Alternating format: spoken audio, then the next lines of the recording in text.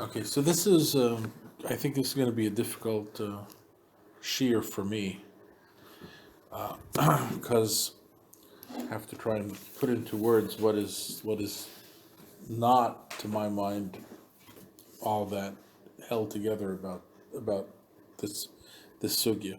So I'm just going to do a quick review. Okay, if we go back to paragraph paragraph 43. Okay, where he really introduces the idea of the inyan Eloki, right? The let's say the divine consciousness. Okay, and he speaks about the characteristics of the person who has it. That if you really have it, you're practically superhuman. Right? And that our prophets have been gifted with this divine consciousness. Okay, and in particular Moshe Rabbeinu, and this is the prophecy who has had the curtain drawn, or actually has had the curtain taken away from the past, and who now knows, or has been given to know, how the creation was, and how human beings developed after the creation, and what happened to them through Adam, Noah, Shem, Ham, Yefet, the children of Noah, how the languages dispersed, and how people settled down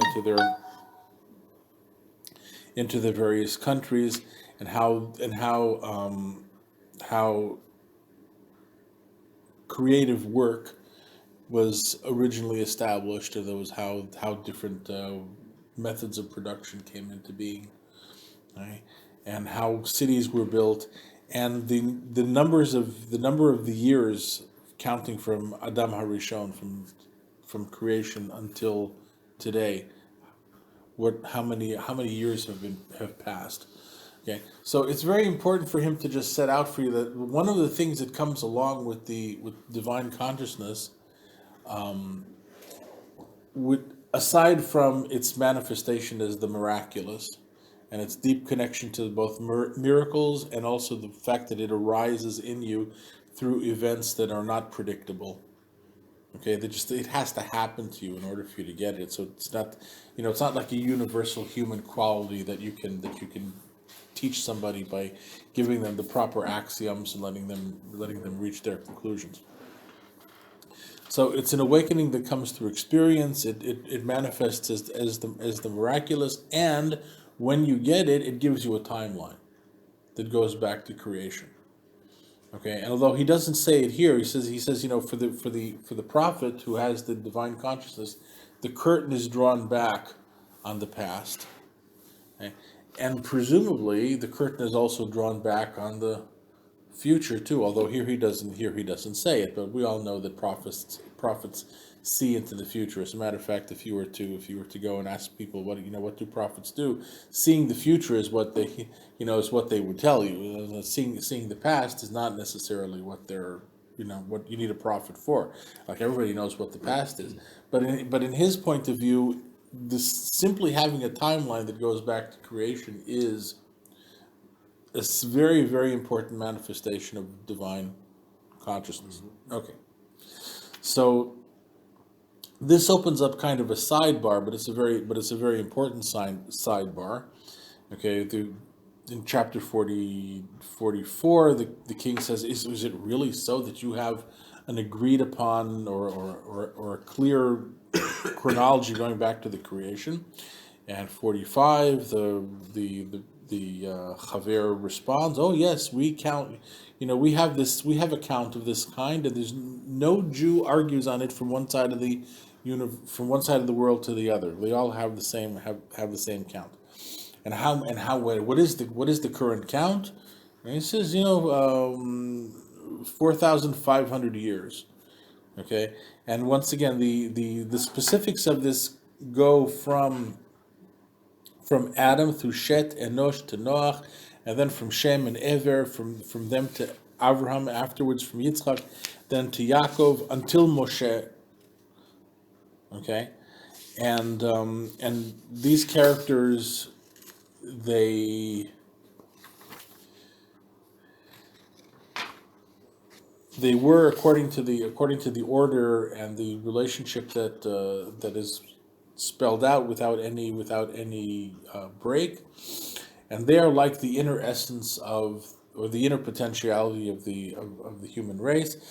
Each one of them has children that don't have the same quality that they do, but eventually you get to the point where by Yaakov you have his 12 sons all share the same quality that he has, and therefore this group of people can be the foundation not just of an individual that has it, or a group of individuals that some of them might have it, but to actually found a nation where the divine consciousness is embedded in the social in the social structure of the nation itself.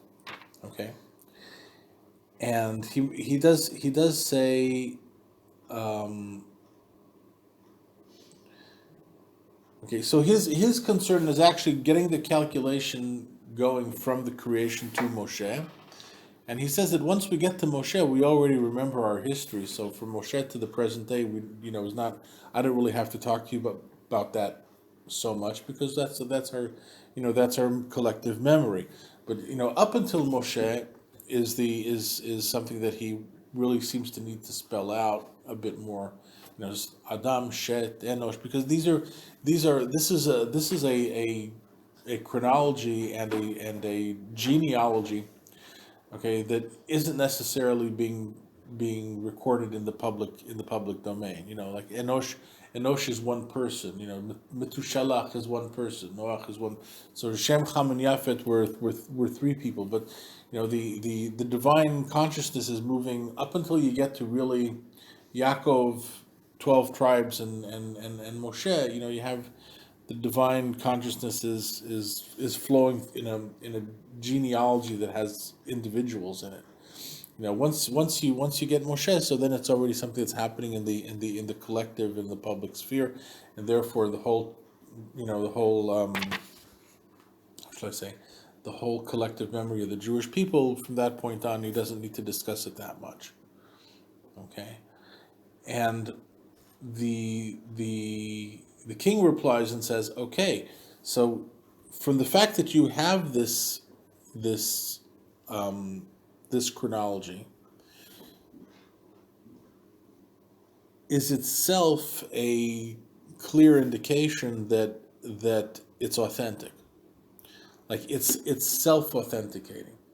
It's basically what he's trying to say. The fact that you have it, that it's so specific, that it's so detailed, that it's so worked out, and that no Jew anywhere disagrees with it, okay, is itself an indication that it's authentic. So basically, the fact that it exists authenticates its truth.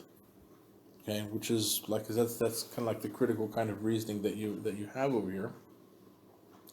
And the only thing that the king says is basically it has to be the case, because you can't get a group of people to cook up a conspiracy to make it so. Right? Now, if you took a people who did not have that chronology, who didn't have that tradition in them, and you try to get something, you try to get a couple of people to start teaching it, or to start kind of like brainwashing their flocks to accept it. Okay, you would invariably have contradictions and issues and disagreements and faulty transmissions and all sorts of things. Because if something that you try to put together as a conspiracy, eventually it's going to fall apart sooner or later. So he said the inner consistency of this is a great proof that the chronology is not just the chronology that you have, which of that nobody can disagree, but also that the chronology is founded in something that is real, right? Because you couldn't create this out of thin air. And the only way that a chronology like this could be created is if it if it arose from the facts. presumably, or and this is something which is really, I think, important to point out, because remember, the chronology actually arises from the divine consciousness itself. If you think about it, I mean, the way that the chronology is brought to us, the way that it was made into our chronology. Well, where did we get it?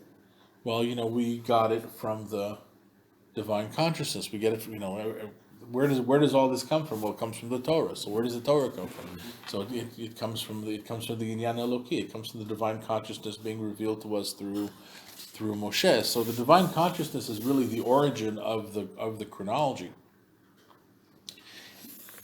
Okay, and that is not a conspiracy. But his point also is that the divine chronology also happens to dovetail with the facts too. Right? The Hainu, the facts as the Israelites remembered them prior to Har Sinai, and he goes into this in the continuation. He says, yeah, indeed, there's no way that this thing could be hoisted on people as a conspiracy. First of all, I mean, because we're getting it from the divine consciousness, and the divine consciousness is God. So that's where we're getting it from. But aside from that, the Rabbi Yehuda Halevi wants to add that in addition to that, it also bears some relationship to what the people actually experienced, right? And he says this, Abraham was there for the dispersal. Okay, the Tower of Babel, right?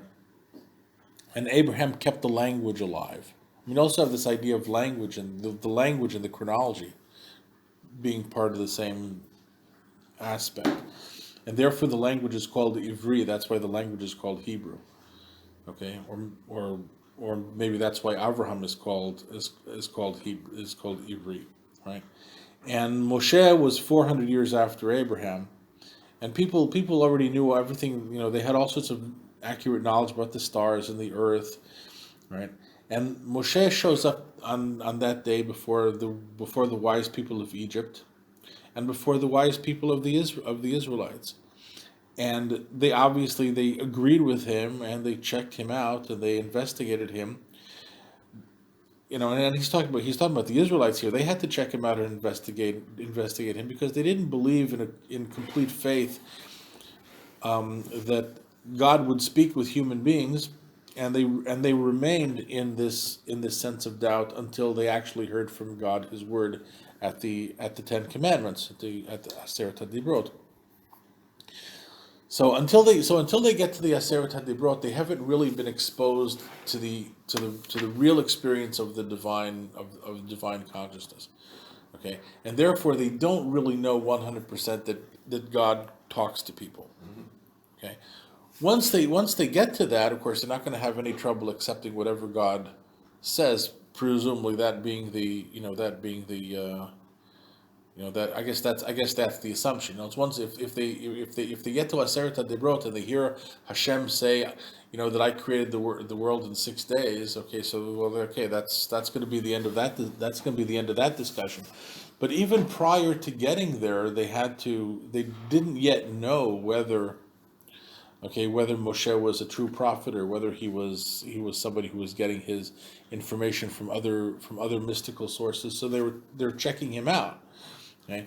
And they're not checking him out because they're foolish, as many people would say. Oh, you have no faith, Okay, actually, it's because of their wisdom, because they're concerned. Maybe the signs and wonders that he's been doing, are parlor tricks, or done with the help of with astral bodies, or no, actually with done with the help of the constellation and the signs of the zodiac, or maybe it's some other kind of magical activity.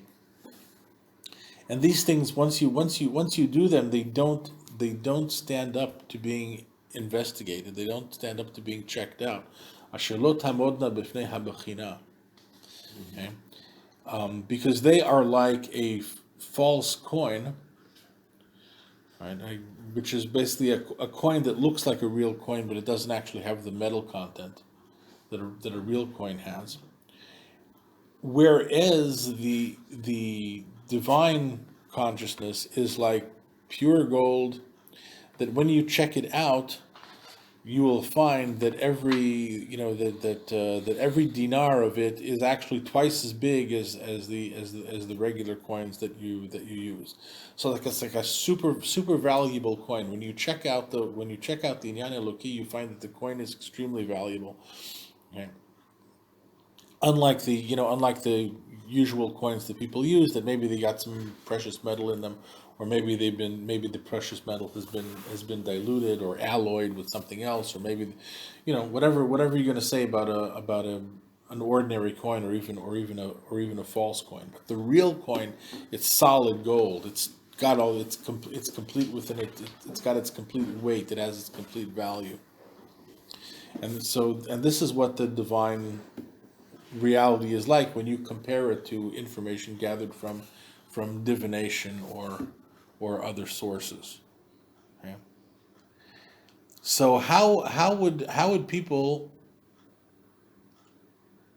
like this, or how could it be imagined that people like this would simply accept the story that Moses tells them, that 500 years ago there was in the world only one language, the language of Ever, and that this was split apart in Babylon only in the days of Peleg, which wasn't really all that long ago if you think about it, and that some nations belong to Yefet, and some nations belong to Shem, and other nations belong to Ham, and that here are their lands, and this is where they live. Is it possible that we would today accept a story, okay, that has been told to us about nations that are well known, that have written histories, okay, when the story that you're telling us now, that you're trying to convince us of, happened only 500 years ago? Okay. So like, what is he really trying to say? I mean, the thing is, what is he really trying to say? So I'm assuming, I hope that his point is this: there's two ways to check your truth. Right? You can check your truth qualitatively, or you can check your truth quantitatively. That's the metaphor of the coins. Okay, if I'm holding a double-sized golden dinar in my hand, okay, I'm don't really care that much about its history. I'm not looking to, I'm looking at what it's got. It's pure gold. It's got double the weight of any other dinar. It's a fantastic coin. It's extremely valuable, and therefore it has a lot of purchasing power. It can buy a lot of stuff. If I look at the false coin lacks value because its substance is inferior. It's not, maybe it looks like gold, but there's some copper mixed in, or there's some lead mixed in, there's some other stuff, and okay, and maybe the stamp on the coin is not really, has not really been done by the government, because the stamp on a coin is basically a the government testifying that this coin has its accurate weight in precious metal. That's what the stamp does on a coin. Otherwise, you could use any disc of precious metal as a coin. So the stamp on the coin indicates the reality of what it's made out of. But you can always falsify a coin too. So you can take some junk metal, wrap it all together, stick a stamp on it, and there you go. But the point being, number one, is that the authentic coin stands up to scrutiny. The inauthentic coin doesn't stand up to scrutiny. But the difference between the authentic coin and the inauthentic coin is a matter of quality. Now, if you're not yet convinced of what kind of coin you're dealing with, okay, So then obviously you have to check the coin. You have to check the coin, you have to weigh it, you have to, right? And the parallel to that in our case is that since the coin is not really a coin, it's a chronology, it's a narrative of history. So until you know that the divine consciousness is really in there, the only thing that you can do is that you can try to verify the coin by looking at the facts that you do know. So the only thing that I can do is I can compare the story that Moshe is telling me now, and let's compare what the coin is saying, as if this coin is speaking, or because it's a kind of a funny metaphor. Here's a coin which symbolizes a narrative and a timeline and a chronology. So since I'm not capable of hearing the voice of God speak to Moshe, so I can't check the thing directly. Okay, but I can check the information that it contains and compare it to the information that I already have.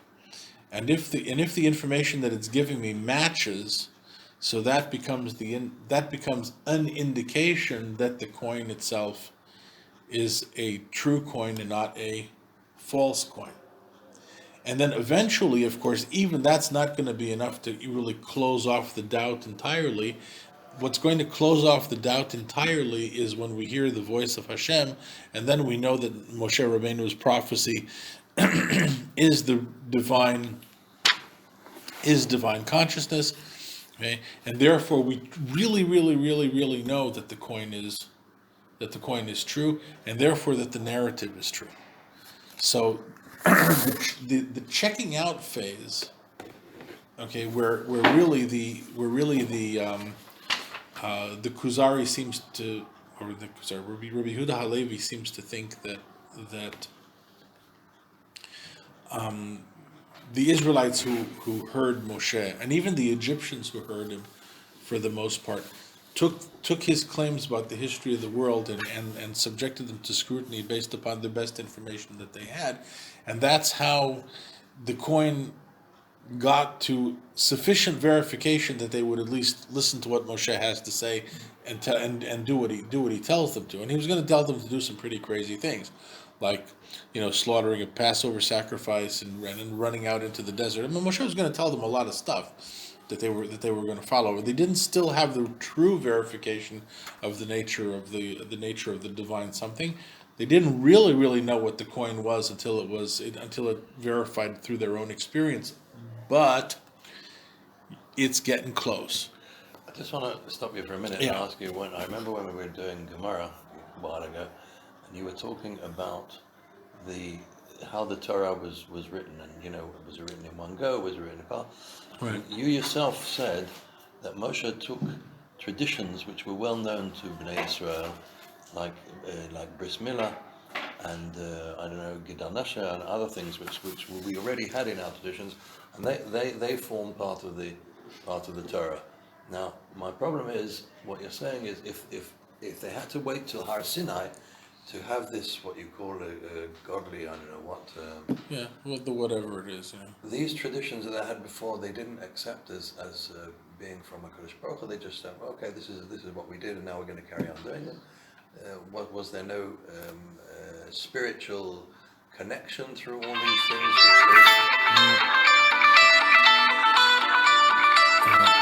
Let's see. Hopefully he won't continue to bother until I get home. That's not what I'm saying. I'm wondering whether all these traditions that we had before Matan Torah, were they just things which we did by rote? We just said, okay, there are things that we do because it's our family, if you like. Yeah. There was no spiritual element in any of this until Matan Torah. I don't think that's necessary in the least. I mean, listen. Certainly, in his conception, he's saying, listen, Avraham Avinu has the divine something or another. It's not. It. Abraham's comprehension of the divine consciousness is not something that actually becomes collective shared experience at this point. Okay, so the point is that Abraham has, Abraham hears his prophecy. Abraham has it. The people in Avram's family have a kind of a secondary connection to it, and the secondary connection is still pretty good. And if you're in Avram's vicinity, then you know that you don't necessarily know what Abraham knows, but what Abraham knows is still going to influence you, and it's still going to have an impact. So there's going to be some things that you know and some things that you believe in, and there's going to be mitzvot that you do, which is the critical thing, which draw from Abraham's own experience, and that's how it moves on from generation to generation. But the big change of Matan Torah is where suddenly Moshe's experience becomes our experience, and that's the thing that cements our absolute belief in. Let me take this one step further. Right. According to the Midrash, when Yaakov Avinu was trying to give the blessings, and he said, "I'm going to tell you what's at the end of the." According to Midrash, the children, the 12 sons said, "Shema Yisrael Hashem Elokeinu Hashem Echad," when he wasn't able to talk about it. Okay, what more can you have as a divine spark, if you like, than saying Shema Yisrael Hashem Elokeinu Hashem Echad, if you accept the Midrash, of course. Yeah. And once again, I'm a little confused by what he's saying vis-a-vis these other what do you call them, facts or traditions, if you like. Well, okay. So the easiest thing that I can say is that if you had a book that that was, let's say, written by Abraham, or that goes back to the time of the Avot, if you had a history that had been compiled by somebody, that was connected to the Inyan Eloki, so you would accept that as a sacred, you would accept that as a sacred text. Would you necessarily consider it Torah? Okay. Now, there's a separate level whereby you take a text which could have been in existence previous to Moshe creating the first Sefer Torah. Okay. And God tells him, well, this part, you integrate that into the Torah. Okay. So the Torah becomes something that integrates a lot of other previously existing material. Okay. Also, probably changes it as it integrates it.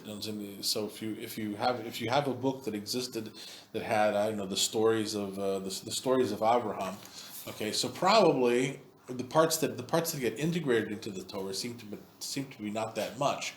Because Abraham lived for a long time, and the book might have all sorts of meetings with Abraham and interesting people that we don't know about. All of the secret conversations between Abraham and Paro, all that stuff somehow just falls away because the Torah picks and chooses what it includes. Absolutely, yeah. Okay, and it also alters what it includes, right? So And by the way, it's not necessary to learn in the Gemara itself that there were previously existing ancient texts before Matan Torah.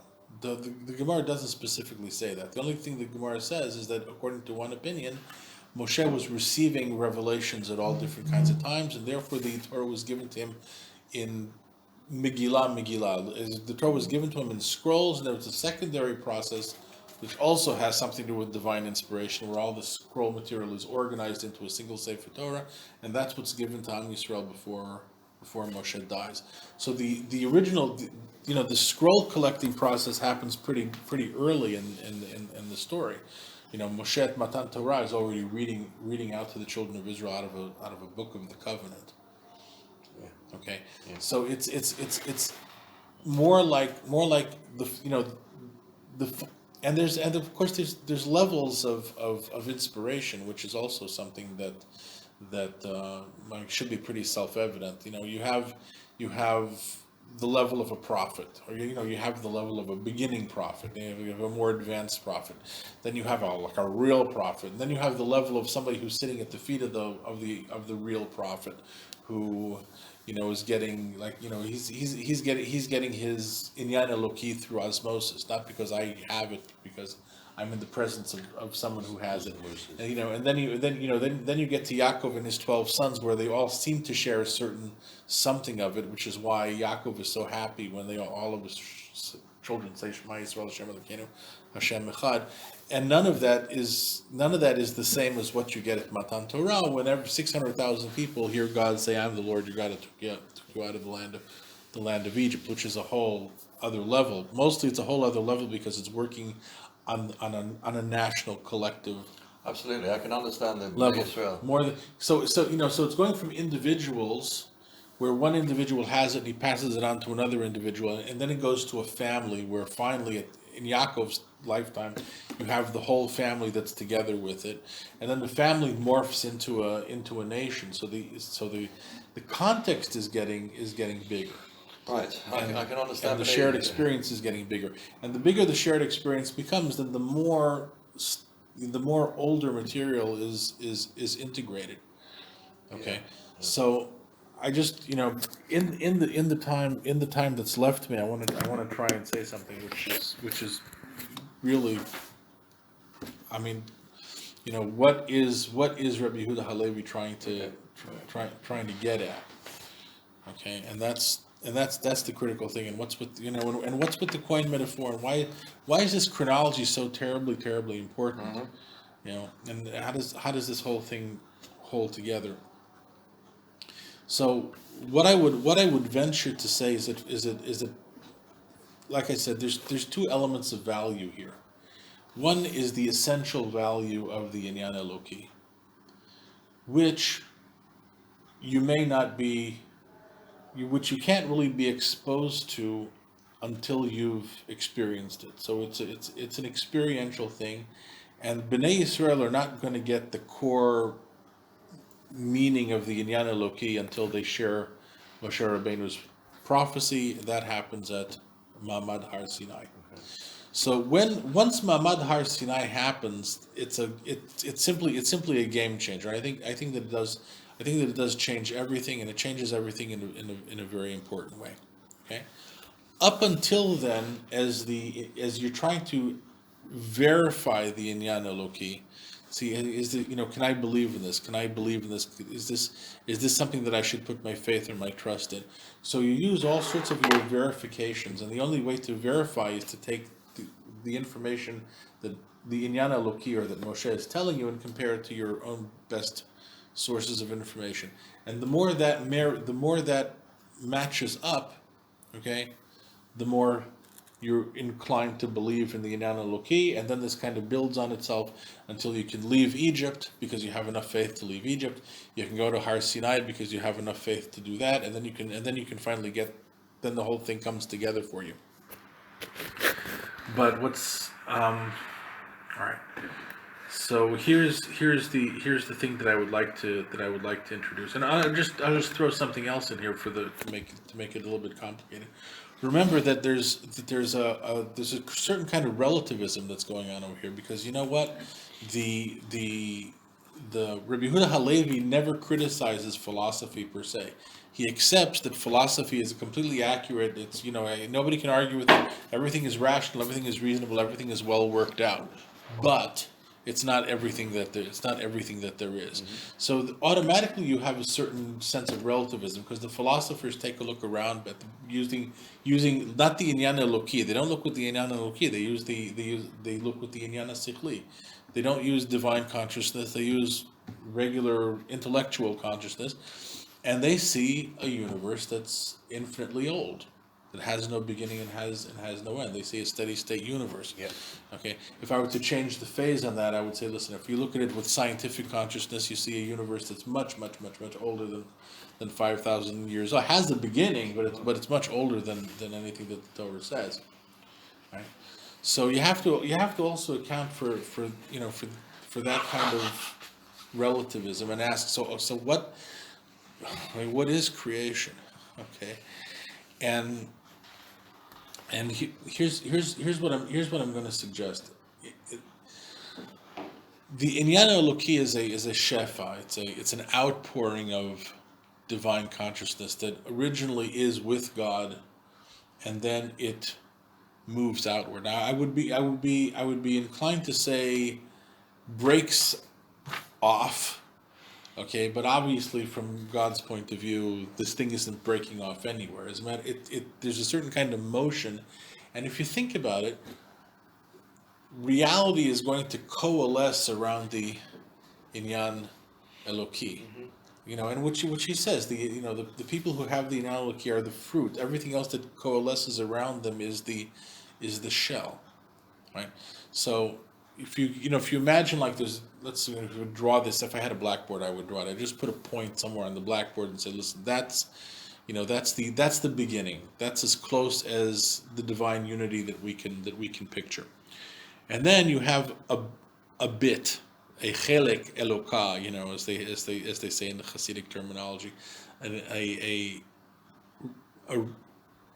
well, what would be the word? An emanation of divine consciousness that moves forth.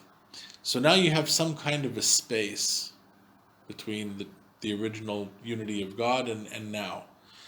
So that gives you the space for kind of like a universe to come into being. And the universe comes into being around the Inyan Eloki that has broken off.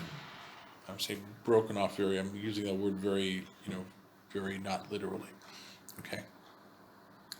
Now, so at this point I would have to ask you, so the moment that the Inyan Eloki breaks off and it becomes the kernel of truth to a universe. So we can run this universe in time. This universe is going to go back in time, let's say infinitely, if the philosophers are right, and it's going to go forward in time infinitely too. Really, there's no, there's no limit to that, right? Because once the Inyan Eloki separates itself and becomes the core of a universe, who says that universe has a beginning in time or an end in time? Okay, so you have to imagine as long as everything is one point, there's no beginning, there's no end, there's no forward, there's no backwards. Drop a second point, and then you can already have a timeline going this way and a timeline going that way. So creation has just happened, in the sense that now the point has become separated from the origin. But once creation has happened on any level at all, you now have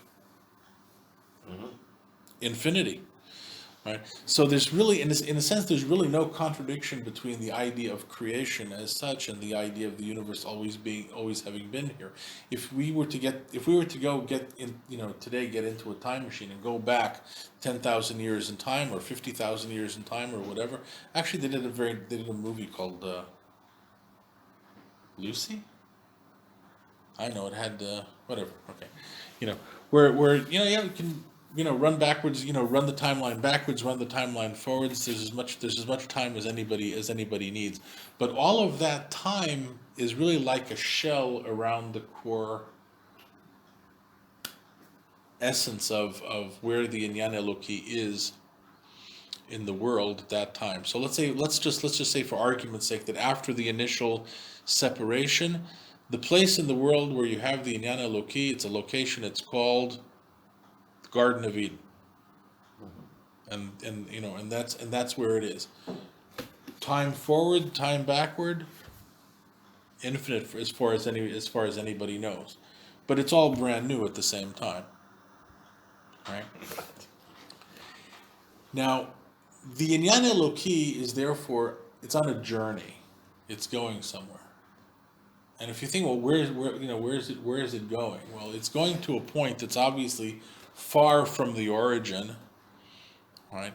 And my sense about this is that it's also the point that it's going to is going to be very, very, very far from the origin, and paradoxically, therefore, close to the origin.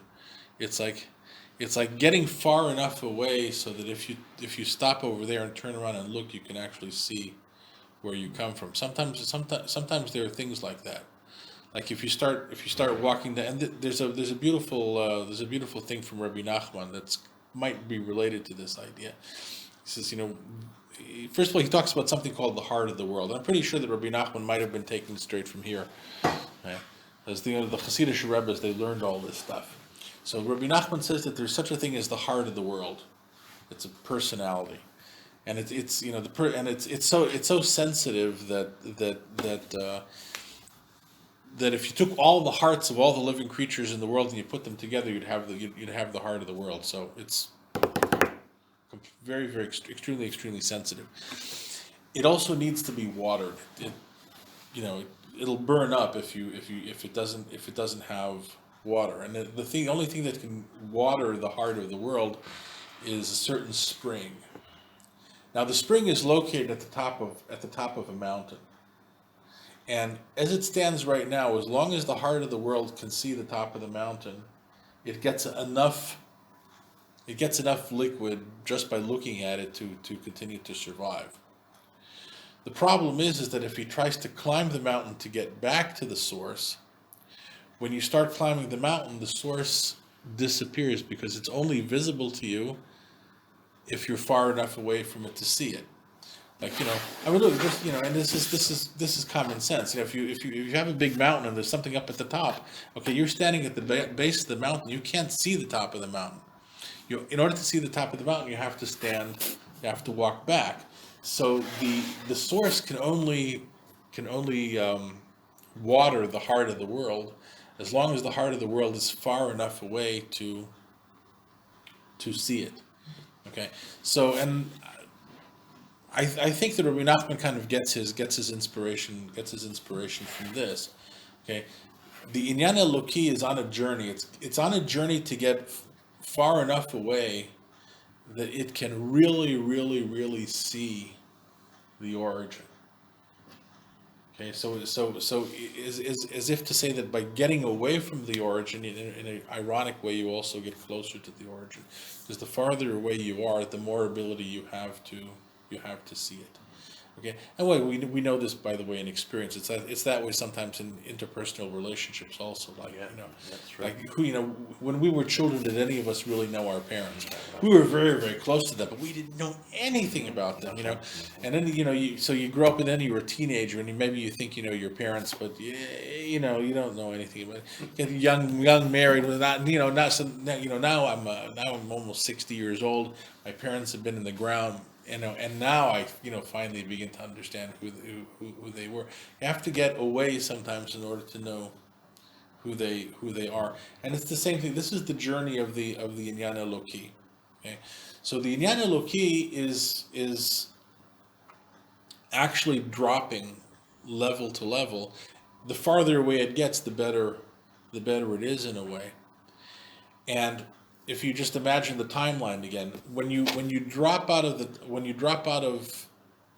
the first distance, right? The first the first demarcation. Right? You dropped out of oneness, and now okay.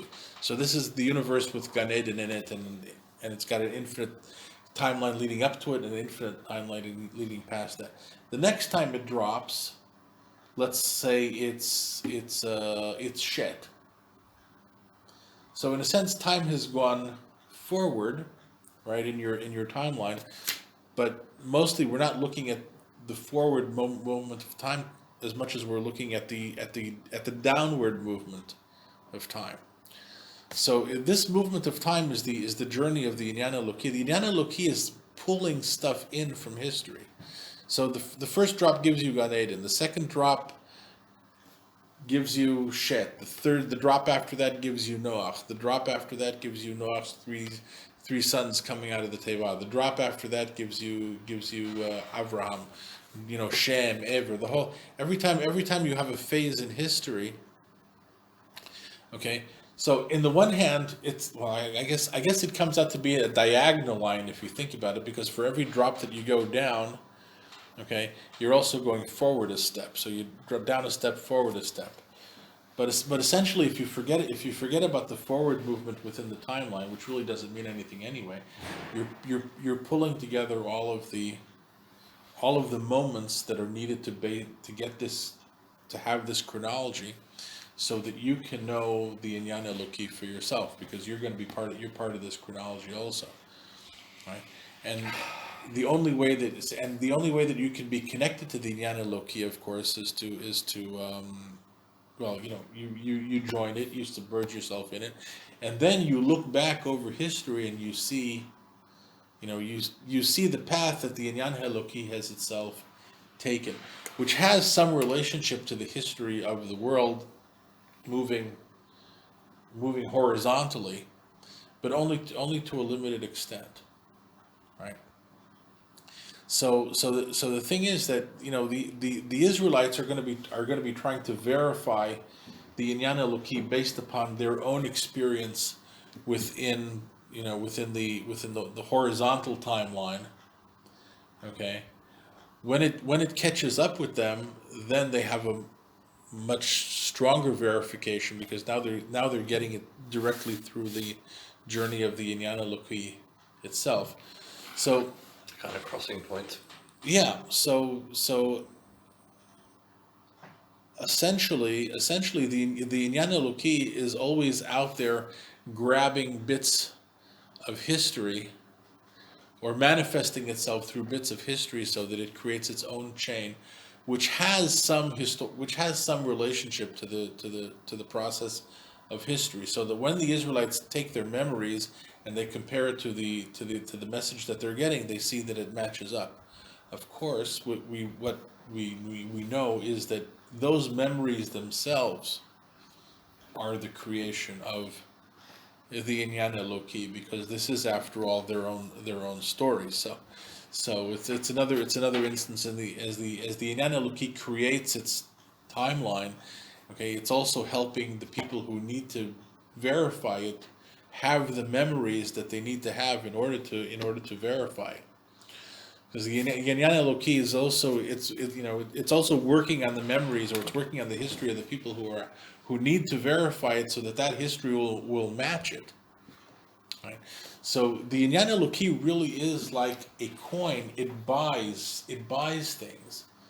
It buys history. It buys events. It integrates. You can take this. This coin has so much value that it sucks up all of your experiences and melds them into the timeline, which is extremely important.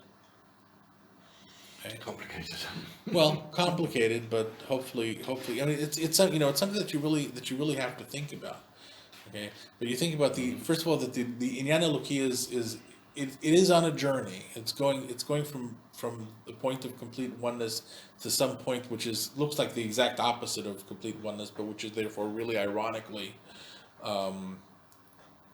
the highest level of oneness. And each step of the Inyan Eloki, each declension of the Inyan Eloki manifests itself kind of almost like a new kind of creation. Here's the core of the world for the Inyan Eloki at this stage in history.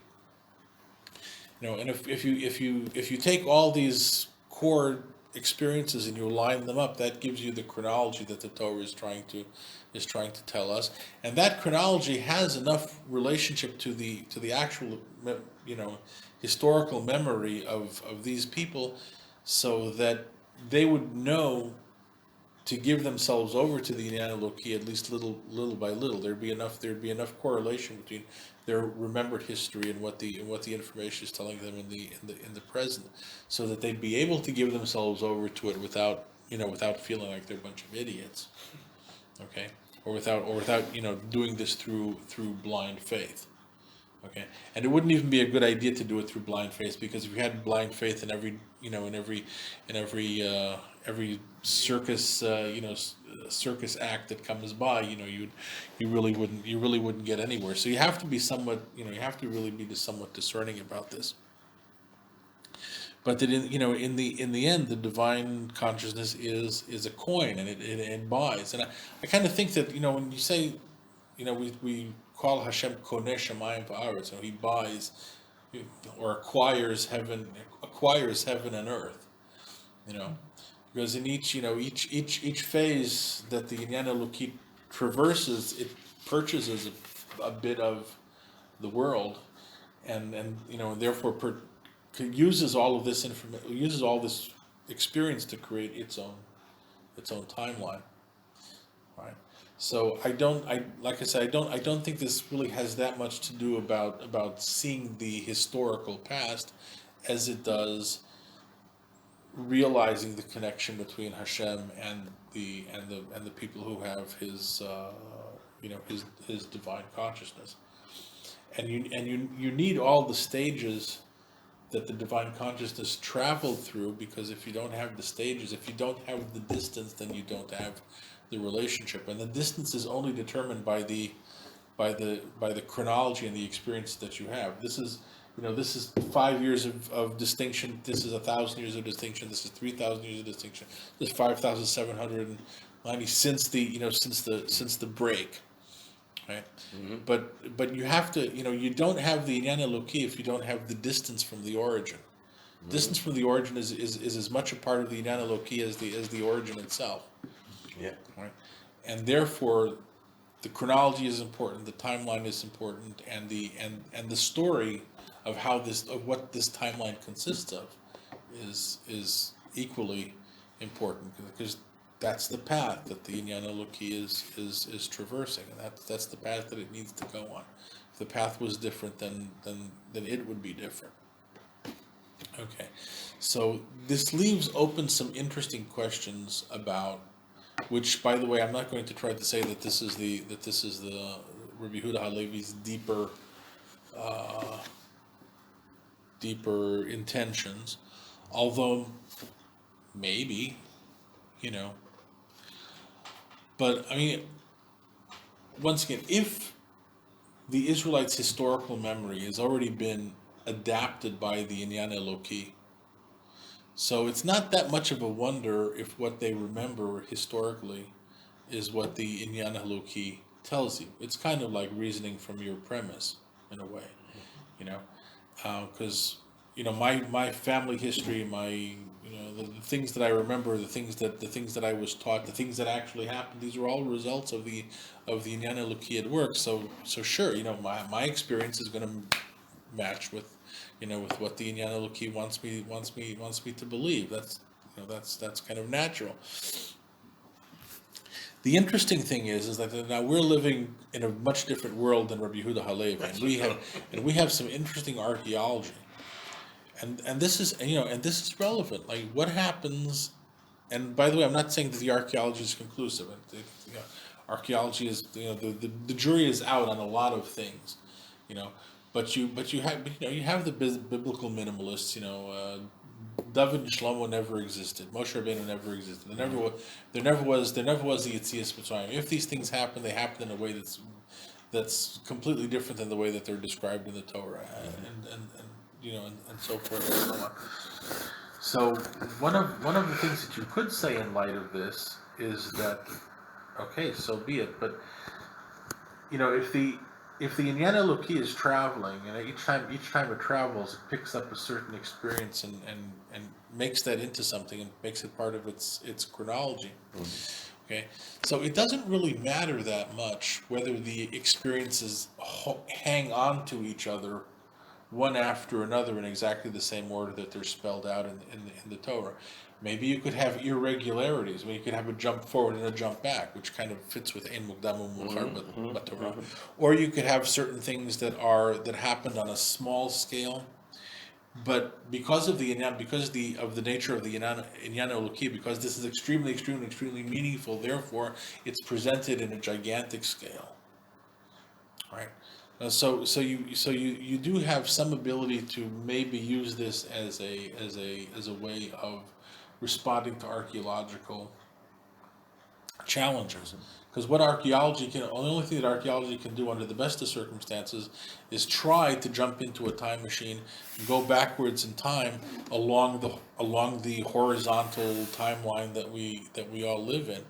The Inyan Eloki is not about the horizontal timeline. It's really a vertical timeline, or at least a diagonally, a descending it's a descending timeline, and and as far as we're concerned, like every time the Inyan Eloki jumps from one position to another, the universe has changed. It's a different universe. Because the universe that had Gan Eden in it is not the universe that had Noach in it, and it's not the universe that had Yetzias Mitzrayim in it. We keep in a sense, we keep dropping levels of, we keep dropping from one universe or one timeline to another every time the Inyan Eloki drops a notch. So like, don't expect necessarily to see the same universe in the time of Abraham that you would have seen in the time of Noah, or in the time of Gan Eden, or in the time of Yetziat Mitzrayim. So if yeah, sure, there was an event called Yetziat Mitzrayim, but you go back in a time machine and there's no mention of it. So where's Yetziat Mitzrayim if it was a historical event? Well, you see this idea of the Inyan Eloki is on being on a journey. Okay, it does kind of tend to blur the whole idea of historicity to begin with.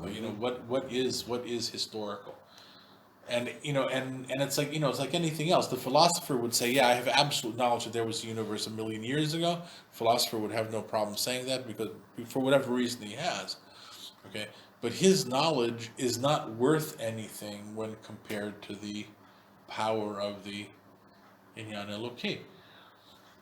It's just not, because the divine consciousness is substantially different. It's inherently different, and it's going to give you God's point of view on things. God's point of view is the universe happened 5 minutes ago. Yeah. Absolutely no contradiction between the two things once you realize how all that works. Right. So I think there's some possibility here for some helpful responses to people who have issues of faith and archaeology and whatever, just to know what we're talking about. Because and by the way, I think this much you can sort of see pretty clearly. Rabbi Yehuda Halevi is not so interested in history as history. He's looking at history as something that is generated and created by the movement of the divine consciousness through history, which is a different thing altogether. Yeah. And and once Bnei Yisrael share Moshe Rabbeinu's level of prophecy, which they needed to prove things to themselves in order that they could get there, because you don't give yourself over to somebody just because he tells you to, right? Unless you're, some people do that, but it's not wise. But once the Inyan Eloki corresponded to what they already knew, and they were able to give themselves over and believe. So then the payoff to this is you get to share the real thing. Once you share the real thing, you see the real truth. Draw back the curtain on the past. So then archaeological finds are no longer, because it's a qualitatively different kind of knowledge. Okay, and it's a higher level of knowledge, not because it's more accurate archaeologically or anything else, but because it connects to God. So there you go. Anyway, so that's that for today, and I hope I've done a reasonably good job of spelling this out. It's hard. This is a hard matter. Okay, so thank you very much. Thank you very much. And